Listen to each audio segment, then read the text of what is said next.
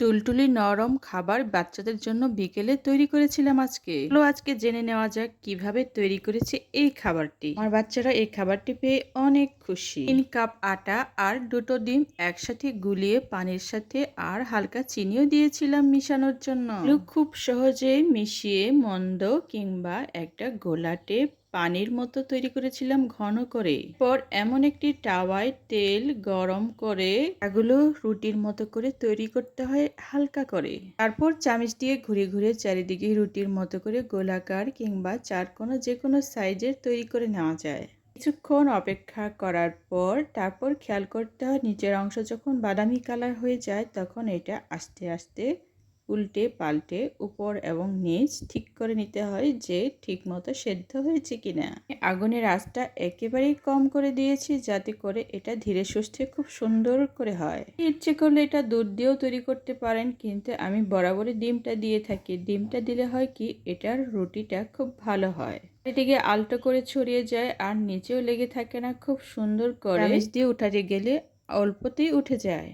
পর কাঁটা চামচ দিয়ে ঘুরিয়ে ঘুরে রোলের মতো করে হালকা হালকা চাপ দিয়ে অনেক সুন্দর রোল তৈরি হয়ে যায়। ইচ্ছে হলে এটার ভিতরে অনেক কিছু পুর দেওয়া যায়, বাদামের ক্ষীর, তারপর আবার সুজির দুধের অনেক কিছু দেওয়া যায়। আমার বাচ্চারা বলেছে যে আম্মা আম্মা খিদে পেয়েছে, তাড়াতাড়ি খাবার রেডি করে দাও। চটজলদি তৈরি করার জন্য এটা অনেক সহজ পদ্ধতি। অনেক কম সময়ের মধ্যে খাবারটা আমি অনায়াসেই তৈরি করে দিতে পারি আমার প্রিয় বাচ্চাদের মুখে।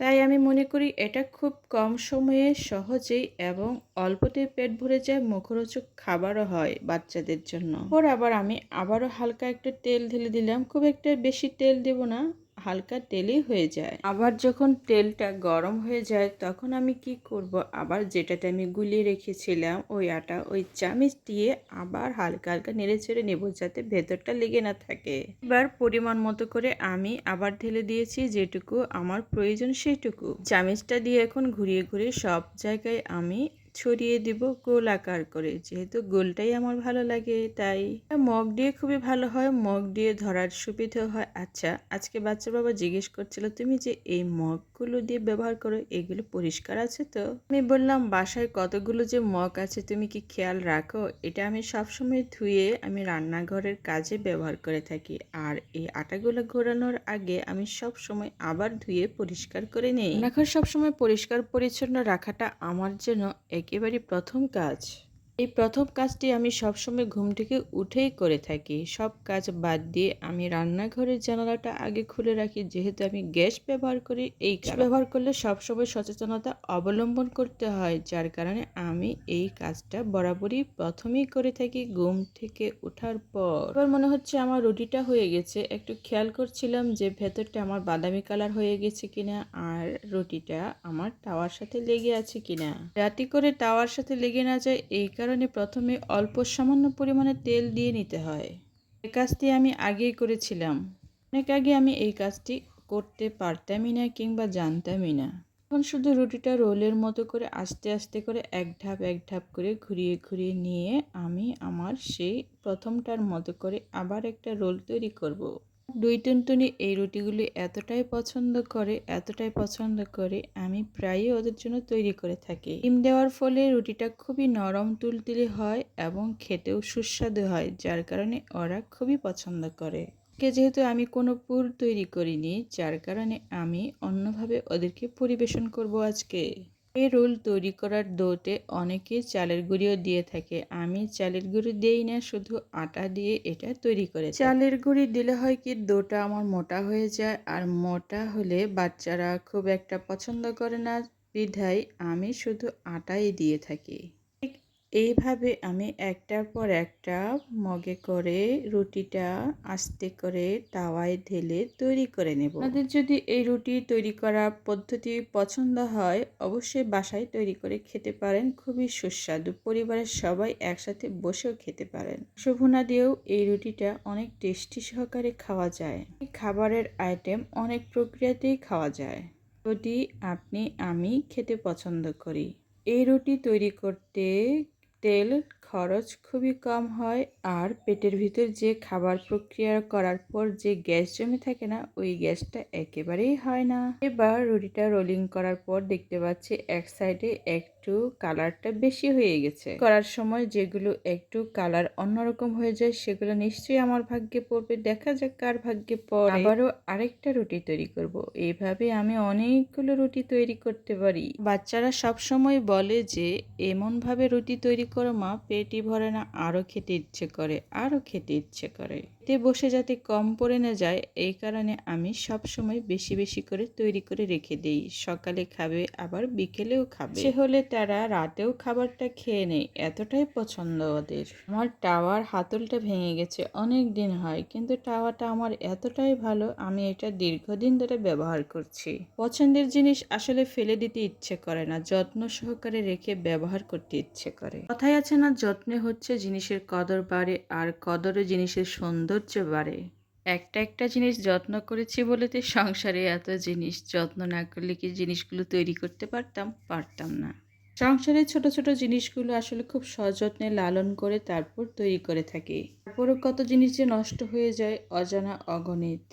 বেশি স্বপ্নে গড়া আমার এই ছোট্ট সংসারটা পরম যত্নে আগলে রেখে এই সংসারটা একটু একটু করে বড় করছে, ঠিক এই রুটিগুলোর মতো করে একটার পর একটা সৃষ্টি করেই যাচ্ছি।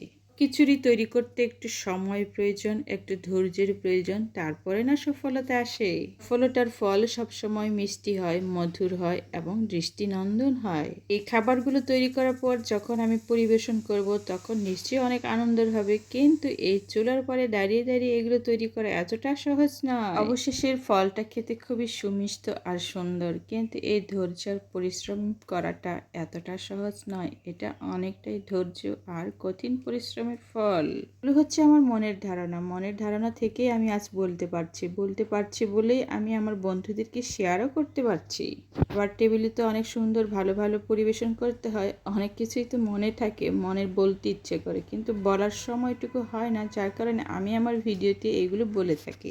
সব কিছু তো আর সবাইকে বলা যায় না, সব কিছু সবাইকে শোনানোও যায় না, আর বোঝানো তো মুশকিল বিষয়। এভাবে গল্প করতে করতে আমি আমার খাবারটা রেডি করে ফেলেছি সবার জন্য। এবার তো নিশ্চয়ই সবার মুখে হাসি ফুটবে। রুটিগুলো তৈরি করে আমি নিজে শিখেছিলাম। এখন গল্প করতে করতে আমি আমার রুটি তৈরি করার শেষ পর্বে চলে আসছি। এবার আগুনের আঁচটা অনেকটাই কম দিয়ে দিয়েছি, কারণ আমার তাওয়া অনেকক্ষণ ধরে আগুন জ্বালাতে অনেকটাই গরম ছিল। ছোটবেলায় মা যখন রান্না করতেন তখন চুলার পাশে বসে খাবারের জন্য অপেক্ষা করতাম, তেমনি আমার বাচ্চারাও বসে আছে আমার তৈরি করা খাবার খাওয়ার অপেক্ষায়। এভাবে না পরিবারটা সুন্দর হয় আর পরিবারের মুখে হাসি ফোটে এই ছোট্ট ছোট্ট সুন্দর খাবারের তৈরিতে। তো খাবার যে খেয়েছি মার হাতে, মা অনেক সুস্বাদু অনেক কিছু তৈরি করতেন, এখন আমিও তৈরি করছি আমার বাচ্চাদের জন্য। যখন খাবারগুলো তৈরি করতেন তখন অনেক মজা করে খেতাম, আমার এখনো মনে পড়ে সেই ছোট দিনের কথাগুলো। সুন্দর করে বসিয়ে তারপর খাবারগুলো খাওয়াতেন, খুব মনে পড়ে। সত্যি কথা বলতে কি, মার হাতের খাবার কি কখনো ভুলে যায়? ভোলা যায় না খুব সহজেই, আজীবন মনে রাখা যায়। মায়ের হাতের খাবারের টেস্ট অন্য কারো খাবারের টেস্টের সাথে অবশ্যই কোনোভাবেই মিলে না যায়। মায়ের হাতের রান্নার টেস্ট সবসময় অপূর্ব থাকে, সুমিষ্ট থাকে এবং খুবই টেস্টিফুল থাকে। ঠিক তেমনি আমার বাচ্চাদের কাছে আমিও তেমনই। আর ধৈর্য নেই, চলে এসেছে রান্নাঘরে, এবার পিছু পিছু আসবে আর খাবারটা বসে বসে খাবে, কত মজা করে। এই রুটি তৈরি করার জন্য এক্সট্রা কোনো রুটির পাউডার খরচ করতে হয় না, রুটিটা কোনোভাবেই বেলতে হয় না। কম সময়ের মধ্যে পরিবারের সবার মধ্যে এই খাবারটা পরিবেশন করা যায় তৈরি করে। টুলটুলি নরম রুটিটি এখন বাচ্চাদের জন্য আমি গরম দুধ দিয়ে পরিবেশন করব। সাধারণত আমি ছোট ছোট কাটিং করে দেই, কিন্তু আজকে এইভাবে না, গোটা গোটা রুটি ভেঙে শুধু দুধ দিয়ে চুবিয়ে খাওয়াচ্ছি ওদের জন্য। খুবই পছন্দের জিনিস ওদের জন্য, ওরা খুব মজা করে খায়। ওরা যেমন মজা করে খাচ্ছে ওদেরকে খাওয়ানো শেষ করেছি, এইবার আমি আমার খাবারটি ওদের সাথে সাথে খেয়ে নিই। পরিবারের কর্তাকেও এইভাবে ওকেও দিয়েছি, ওও খুব পছন্দ করে, যে এই খাবারটি অনেক মজা বলে। বাচ্চার বাবা প্রায়ই বলে, তুমি ওই রুটিটা তৈরি করে দাও তো, খুবই মজা খেতে। পরিবারের সবাই এই নাস্তাকে সবাই নাম দিয়েছে দুধ আর রুটির নাস্তা। যারা আমার এই নাস্তাতে বিকালে খুব পছন্দ করে খায়।